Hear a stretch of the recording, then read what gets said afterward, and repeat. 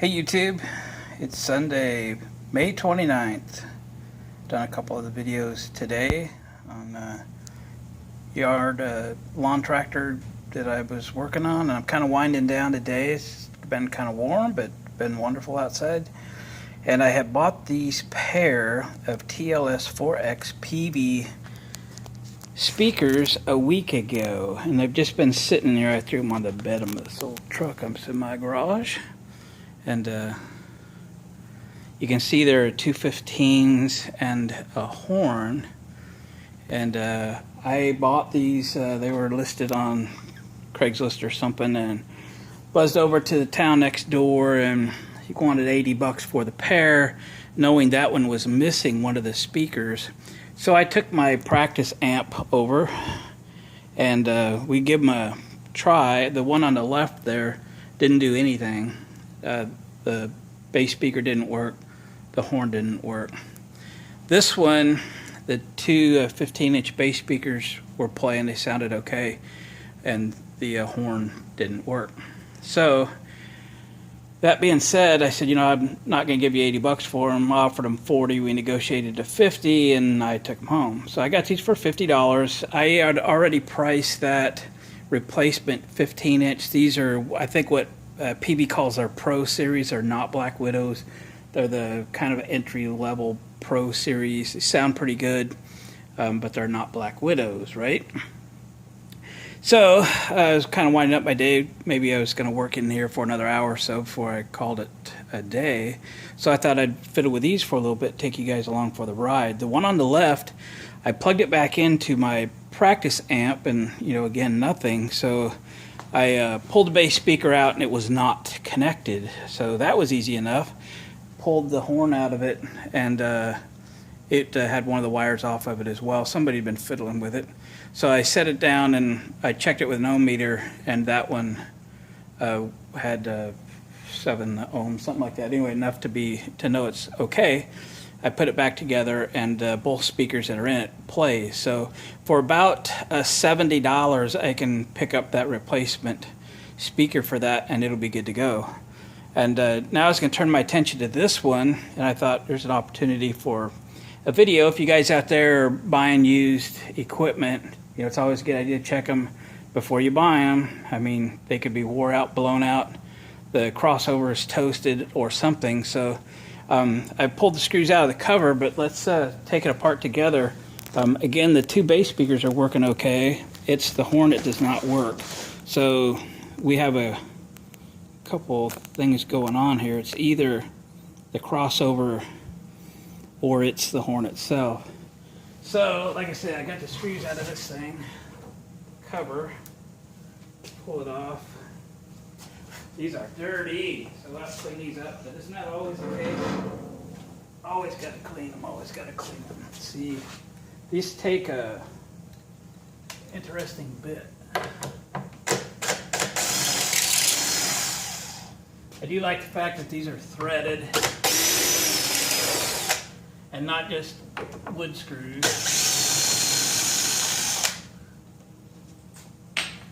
Not everybody built them that way.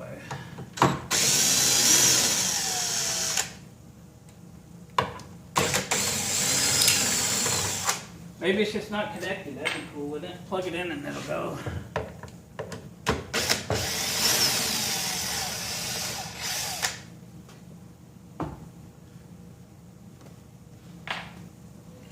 Okay, come on out of there.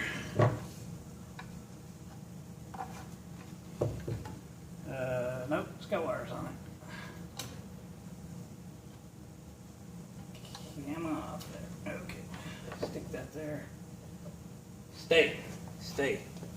So, hope this is in the frame. What is that? It's a Peavey 14XT Plus. I did look online. You can get diaphragms for these. Just like most other Peavey speakers, they are rebuildable. That's good. I wasn't sure that was the case when I bought them at night. Let's set it down here. Get you in the frame here. There we go. So I've got a meter. You don't need anything special for this. You're just looking for something close to 8 ohms. So let's see what we get. It doesn't matter black to positive or whatever, it doesn't matter. You're just checking the resistance across. Ooh, look at that. Make sure our meter's good, right? Yep. Yep. Ooh. See that? Nothing. We get zip, zero, nada. Which is probably a good thing because the crossovers are going to be probably more expensive and harder to replace. The diaphragms are not bad. That is a Philips. Let's take it apart.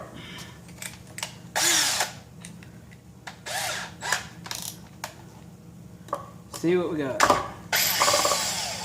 Little screws is what we got. Stay. We got 1, 2, 3, 4 of them.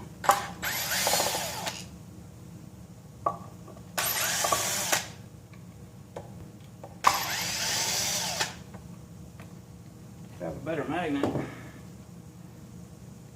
Careful. Oh, come on. I got a screwdriver? Yes, I do. Now they come. I don't want to lose these screws. I don't know if there's anything you can see typically when these things puke, they puke. But you can buy this whole cap, the whole thing, diaphragm. Oh yeah, look at that. Well, it may have been hot. You can just see some bubbles in there. Let me see if I can get it close enough to the camera and have it focus. But I just see some bubbles down there right as the diaphragm meets the copper winding on the outside. I'm not an expert by any means at this, but I know when they don't work, and they don't work. I know I can replace this for cheap. So my $50 investment, I'll guess that I already checked that the speaker that's missing in that tower there is $70 shipped, and I'll bet this is $25 or something. So to have $150 tied up into a pair of towers like this isn't bad. So 14XT, I'll be go online tonight and order one of these and a 15-inch speaker, and obviously I need to clean those up again. Everything I get is filthy dirty. These aren't as bad as the last 2 pairs of them I got. These were sitting in a college student's garage that he got from one of the fraternity houses or something over there, whatever. So I guess they were just kicking around collecting dust. But they haven't been gigged a lot. They haven't been traveled around. The carpet and everything is almost free of blemishes, so that's cool. Most of mine look pretty wore out when I get them. So that was a good little once-over. Here's how to check some speakers before you buy them so that you know what you're buying and you don't overpay for them, so that when you get them home and figure out what's broke on them, you can afford to fix them. So here we go. I'm going to spend $100 or so to fix a pair of $50 speakers. I'll have $150 in them. I don't know what they sell for new, $700-800 I would imagine. So what would that mean? They're used, probably worth $300, $350, something like that. So I'm good to go. Thanks for watching, commenting, and subscribing, and we'll catch you next time.